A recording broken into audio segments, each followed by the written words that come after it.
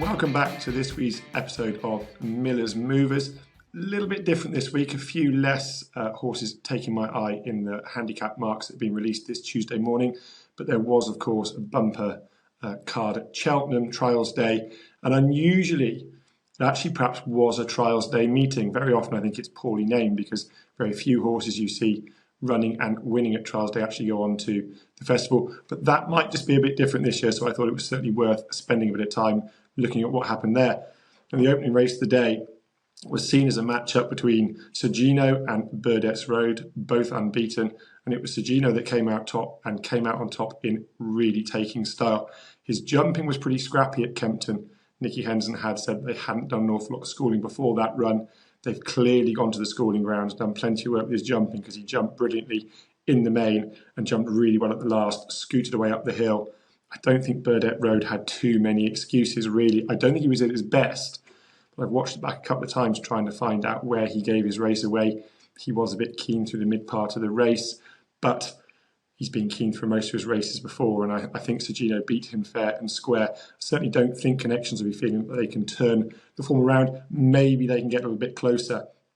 I think from what we've seen run so far, Sergino deserves his place at the head of the Triumph market, but I think this weekend, Dublin Racing Festival, Storm Heart and Bunting, both winners on their hurdling debut on soft and testing ground, which I think is always, I'm a little bit loath to judge a juvenile on that sort of ground.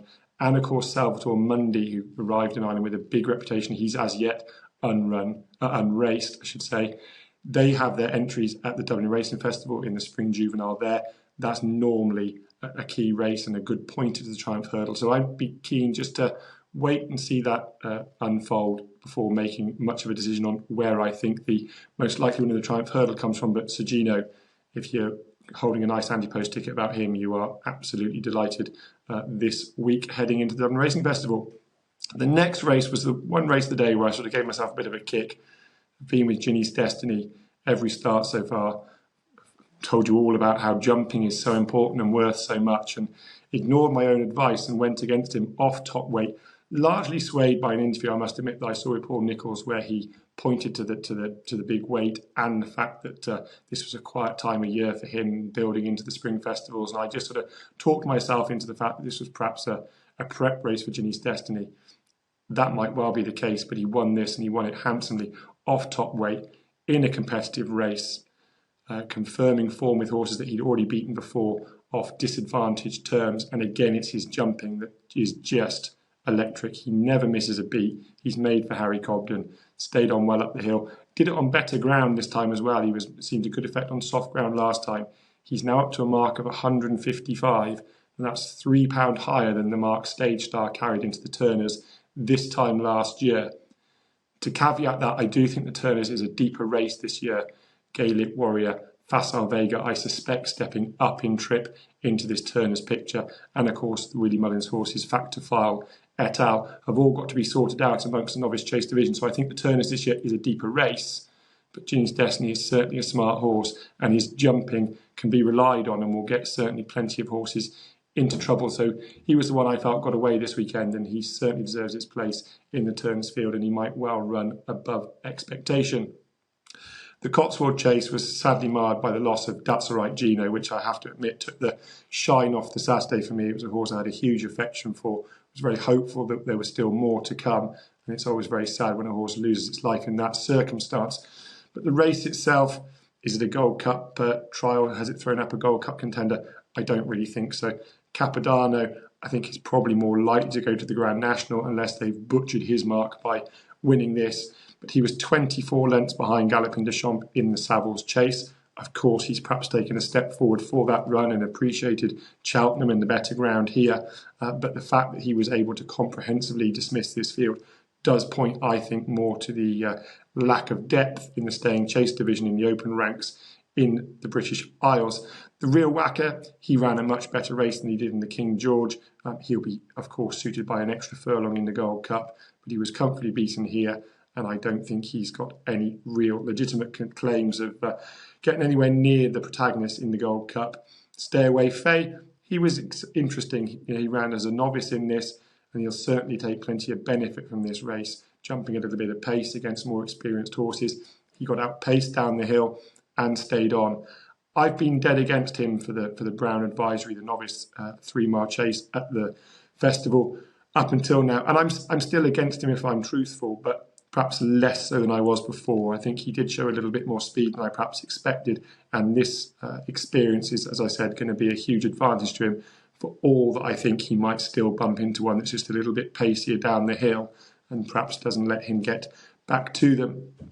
Stephen Mulqueen on a Hoy Senior is the other point of note. Unfortunately, his leather snap 4 out on a Hoy Senior, largely, I suspect, due to the amount of force that goes through those stirrup leathers, with the Hoy Senior diving left, right and up in the air and just never really jumping in a fluent way. His jumping was better in that he made less mistakes, but he still doesn't look a very efficient conveyance from A to B for me. I think that's always going to hold him back in a race, certainly of the nature of the Gold Cup. And then just as a side point, I did see a few people mention on social media that Derek Fox would almost certainly get jocked off the Hoy Senior now, typed in bold type so you notice it, so that you click on and hopefully follow them for their pearls of wisdom. Derek Fox won't get jocked off a Hoy Senior. If he wants to ride a Hoy Senior, he will. I suspect he won't want to. I suspect he'll ride Corach Rambler, who I personally think has got a good chance of running into a place in a fast-run Gold Cup. But that said, Stephen Mulqueen did nothing wrong, and if he does get the leg up in the Gold Cup, you certainly couldn't hold that against him. The Clarence House chase saw the upset of the day, with John Bond getting turned over by Elixir to Nuts, who was really well ridden by Freddie Ginger. Much was made of John Bond's jumping, and I think that's a fair comment. He didn't jump with any fluency, missed the second fence, was a bit slow at the first, was notably slow at the last, bar that huge mistake at the top of the hill, which he did very well to get back into contention from. I mean, James Bowen did well to stay in the saddle. John Bond did well to get back into contention, and he actually got back to the lead, got out-battled up the hill by Elixir de Nuts. But I think he looked very sore personally and very awkward in his action up the hill. I'm sure that's why he slowed to the last. If you watch his mistake back, he sprawls his hind legs out behind him. Those hind legs have got all the power muscles, the galloping forward muscles, the jumping muscles. They're all in that hind end. Horses are rear-wheel drive. I think if he's pulled those and made them sore, that will account for his lack of push up the hill. It will account for him slowing down to the last and not wanting to be brave and scopy. I think there is some weight behind the suggestion that it perhaps wasn't James Bowen's finest ride. He is certainly John Bond better when ridden aggressively, and I don't think James Bowen perhaps read that fact correctly and was perhaps a little bit quiet on him. Be interesting to see now if Nico de Boinville gets back on for Cheltenham in the Champion Chase. But that said, is he going to make the Champion Chase? I'd be surprised, and if he was to be able to get back to Cheltenham personally, I'm sure he would have been very, very sore this week, and it's certainly a big job for the physios, the veterinary staff, and all of Nicky Henderson's team at Seven Barrows to get this horse back to Cheltenham. And then if he gets him back to Cheltenham, is he going to be in peak form? All season long, I've been hopeful that John Bond could reverse the form from the Arkles last year, but I'm afraid to say I'm now losing faith a little bit. I think this is a big dent, not only the reversal of the form, the mistakes he made jumping, but the fact they've now got to try and put a horse back together in the run-up to the Champion Chase in March. So I think it's very unlikely that John Bond can reverse form with Al Fabiolo now. Should mention Elixir de Nuts. Very often when these races cause an upset, the winner doesn't get his just desserts. It was a brilliant ride by Freddie Ginger, topping off a really good season for this horse. He's won the Holden Gold Cup, he won a handicap at Newbury, he was placed in the Desert Orchid Chase at Kempton. Now he's come and won this. He's gone up £5 now to a mark of 161. He was 9th in the Grand Annual last year off a mark of 147. Now with Freddie's claim of £5, I just wonder whether it's worth rolling dice and running him in the Grand Annual. He'd perhaps get a few out of the weights. It might make it a slightly more competitive race for higher graded horses. And he clearly is in a fine vein of form. He clearly goes well for Freddie, who's a very bold, aggressive rider. I just wouldn't dismiss Elixir de Nuts if he were to line up in the Grand Annual. I think he mustn't be underestimated. And then just one final one to take out of the Clarence House with a view to moving forward to Cheltenham is Fugitive, who ran on into third, only beaten 6 lengths. He missed the water down the back and he missed the fence after that down the back. He was quite slow with his jumping there, and Gavin Sheehan had to get after him. But from the top of the hill all the way home, fortunately, the camera angles missed a lot of him out, but I was watching him quite closely in person.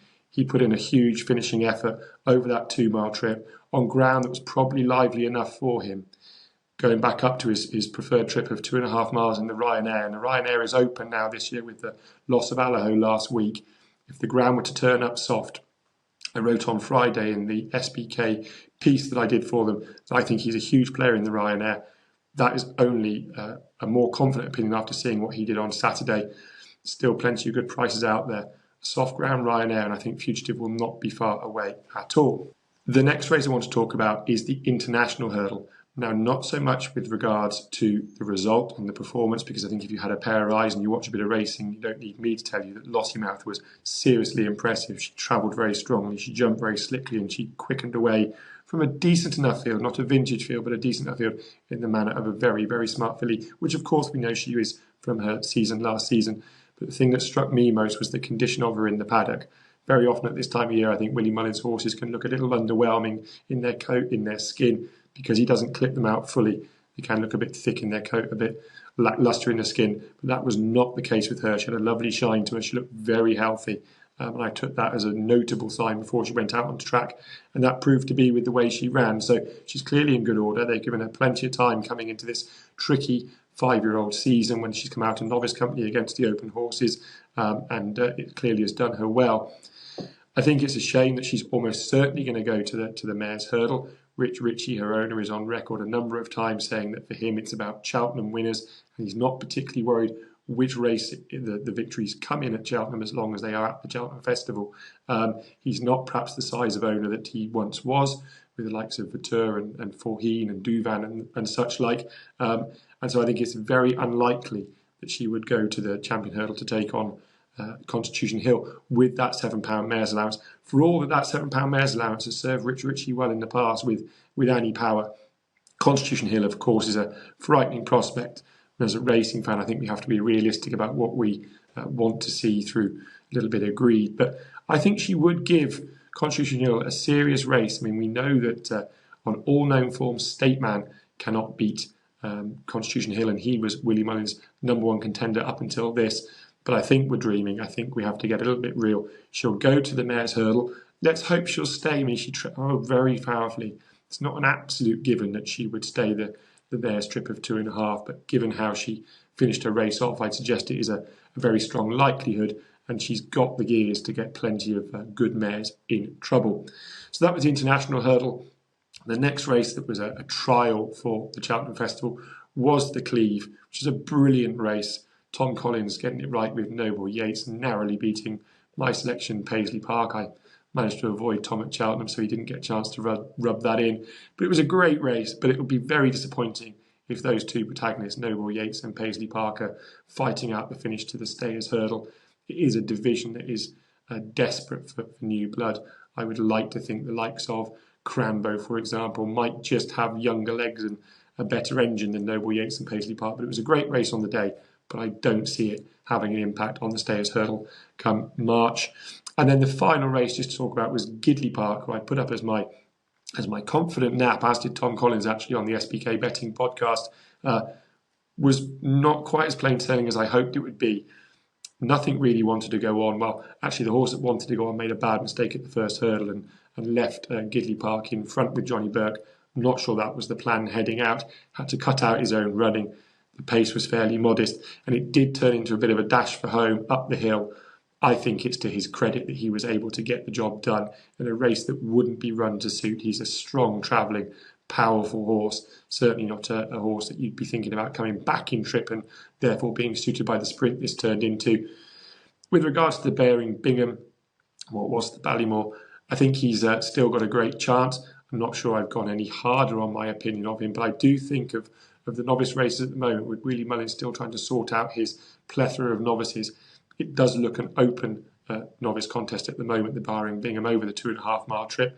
And I would certainly give Gidley Park more than a decent chance in that, for all that I'm reluctant to sort of really poke my head above the parapet. I think whatever he does this year, Gidley Park is going to make up into a very exciting novice chaser next year, as will actually the horse that finished in third in this race, Isaac de Zobo, who got a little bit outpaced down the hill. He's a brother to Clan de Zobo, finished very powerfully. He's had a good season and he's gone slightly under the radar. I Don't think he's got Cheltenham aspirations this season, but certainly he's a horse that we're fully on my radar when going chasing in the fullness of time. So coming now to the more normal part of this podcast, the handicap movers and shakers, slightly more truncated this week, but there were a couple that I thought ran with interest and had their marks adjusted accordingly. No Ordinary Joe was ridden by Mark Walsh at Doncaster in the handicap hurdle. He'd had a go at chasing previously and that didn't work out at all. He didn't seem to enjoy that experience at all. He was very quietly ridden in this handicap hurdle at Doncaster, given plenty to do. And when Mark Walsh went to make a run up the home straight, wherever he went, there always seemed to be a horse in front of him. You can make your own mind up about whether that was a very good piece of riding in terms of finding a horse in front of him from a handicapping point of view going forward, whether it was a bad ride and that he just found trouble. Personally, I lean towards the former. I think this was very much a ride that suggested this is a horse that's being ridden with a target for the future in mind. He was second in the Martin Pipe last year off a mark of 139, trying to give a pound to Iroko. We know Iroko went on to run very well in a Grade 1 afterwards, shown a high level of form as a chaser. No Ordinary Joe is down a pound for that Doncaster run to a mark of 140. He would certainly be on my short list, which is a fairly long list, I have to admit, at the moment for the Coral Cup. I thought this was an eye-catching run, and with those colours and that trainer, it's always a horse that's going to need serious consideration in spring handicaps. Much further down the scale of ratings was a Neil Mulholland horse, Hawaii du Mestival. Now, he was given a lot to do at Uttoxeter on Saturday, ridden by Richie McLernon, was held up out the back, never really got close, and ran on quite catchingly, I thought, under hands and heels. Richie McLernon didn't resort to his whip, and he finished fifth. It's come down £2 for that to a mark of just 77. I often find with Neil Mulholland that very much the MO can often be to give them a bit of a sighter on their first time in handicap company, and as often the second, maybe even the third time, that you really see the money come for Neil Mulholland horses in the handicap. Certainly a mark of 77 would look more than workable. Over 2.5 miles on soft ground, or maybe even a little bit further, I think Hawaii du Mestival is certainly a horse that needs to go into your tracker off a mark of just 77, having come down £2 for what I thought was quite a tender ride on Saturday. Also coming down, and just £1, is Blow Your Wad, who ran in that novice handicap chase, won by the Paul Nicholls horse on Saturday, Ginny's Destiny. Blow Your Wad, I just think, didn't handle Cheltenham at all. He looked very awkward coming down the hill and got outpaced badly coming down the hill the second time. He stuck to his guns, actually. Again, the camera angles weren't great. It doesn't feature him a lot, but if you watched it in real time, he never really got further back once he'd got outpaced, and he stuck to it. His jumping up the home straight was actually quite good. He was very impressive last time at Kempton, winning a 2.5 mile handicap. I think that track suits him far more. And given how powerfully he hit the line the time before last, I think maybe a step up in trip would suit him. Maybe Tom Lacey might look towards the Racing Post Trophy, as it was. I think it's now called the Coral Trophy, back at Kempton over 3 miles. Of course, he would be taking on seasoned handicappers, but his jumping was pretty good in the main at Cheltenham at the weekend, despite not handling the track. He was very good at Kempton the time before that. He's the sort of horse I would certainly be interested to see if he pops up in an open handicap on a flat track, maybe Kempton in the future. A new entry for you now, and it was Tom Simmons trained Navajo Indy, who was a little bit unlucky not to win at Newbury last Tuesday. He did all the donkey work out in front, fought off all the challengers, and then got run down in the closing stages by a hurdling debutant of the Skeltons that looks an exciting prospect. Prior to that, Navajo Indy had finished second at Exeter to Alcedo of Venetia Williams. Alcedo was running at Leicester on the same time, or about the same time that Navajo Indy was running at Newbury. Now, Alcedo has got a mark now of 1-2-2. He finished third to a horse of John Joe O'Neill's, to a horse of John Joe O'Neill's called Mount Fuji. Mount Fuji's 1-2-3. Alcedo is just behind him, only just narrowly beaten 1-2-2. And Navajo Indy comes in off a mark of 1-1-7. He's got good Newbury bumper form. I think this is a horse that's got more than a little bit of ability. 1-1-7, I think, is certainly workable. On 2 miles on soft ground, he's by Nathaniel. He copes with soft ground very well. And I think in time he'll stay a little bit further as well. So Navajo Indy is certainly a horse for Tom Simmons that I think they can find some winning opportunities for in handicaps. And then one final non-mover just to finish off this handicap movers and shakers section, and that's Famous Bridge.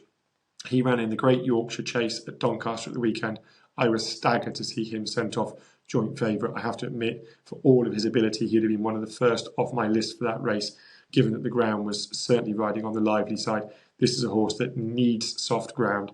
His jumping fell apart from a very early stage at Doncaster on the weekend, I think largely due to the fact he was just out of his comfort zone. He's by fame and glory. He's not a big, scopy horse for jumping fences. A lot of fame and glory struggle with their jumping. His jumping is sound enough, but when he's on soft ground and they're going a gear slower and he can just pop away, he's not a horse that's got a stack of scope for going quick over his fences. He stays on a mark of 139. If the rain were to come in February, as it often does, there's some nice handicap chase targets still to be plotted with this Nicky Richards trained famous bridge, and I certainly won't be giving up on him yet just for one bad run at the weekend. And we'll finish this episode with answering a question that was sent in 2 weeks ago. We were away last week, largely due to the frost and also due to the fact that I was battling the dreaded man flu. But Dan Watkins sent in a question asking about how you can determine and how a trainer can determine a horse's best trip and the likely ground that's going to suit it. It's an imprecise science to answer your question, Dan. Some of the things you can look at are sort of a horse's knee action. So by that I mean how high off the floor do they lift their front leg. Very often a horse with a high knee action will cope very well with soft ground. The best way I can explain it is if you imagine yourself running from the beach into the sea for the first time on your holiday at full tilt. The further out into the deeper water you go, the higher you need to lift up your knees and your legs to avoid doing the inevitable face plant. It's very much the same with soft ground. A horse with a high knee action can get its feet up and out of the ground, whereas a horse with a low sort of daisy cutter action, as it's called, will sort of almost flounder a little bit in the soft ground. And equally, a horse with a high knee action on better ground, on firmer ground, is going to hit that ground a little bit harder, can have a concussive effect, and some horses can find that quite jarring and therefore not enjoy the firmer ground. And it does also come back to pedigree as well. If very often a mare has thrown a lot of produce that have liked soft ground, the very strong chance is that the next produce on the ground will like soft ground. As ever, of course, there are anomalies. For example, Constitution Hill's Dam was very much a soft ground performer. I actually used that in my wisdom as an argument to go against him in the Supreme Novices on better ground, and that shows that, of course, I wasn't being daft. It was just an anomaly, and Constitution Hill can cope with better ground. In regards to the part of your question that asked about training conditions, I think the development of soft ground surfaces, the sort of deep Wexford sand circles, certainly are helping to build up horses' stamina. Trainers use that a lot for the stamina work rather than just going quick up the gallops. And it may be in the fullness of time we see that horses that previously on pedigree we wouldn't think could cope with quicker conditions or softer conditions can, because of being exposed to that in their training regime. There is certainly a school of thought that says that Venetia Williams' gallop does ride quite deep, and she does tend to do well with soft ground horses. So I hope that answers your question. I thought it was a good question, and certainly watch out for horses when they're cantering down to the start. If they've got a high knee action cantering to the start, there's a very good chance that they'll cope with softer ground. So that's it for this week. I hope you've enjoyed it. I hope we've covered all of the exciting racing that was. As ever, if you've got any questions that you'd like to ask or you think I can help with, do drop them into the SBK channels and I'll try and deal with them next week.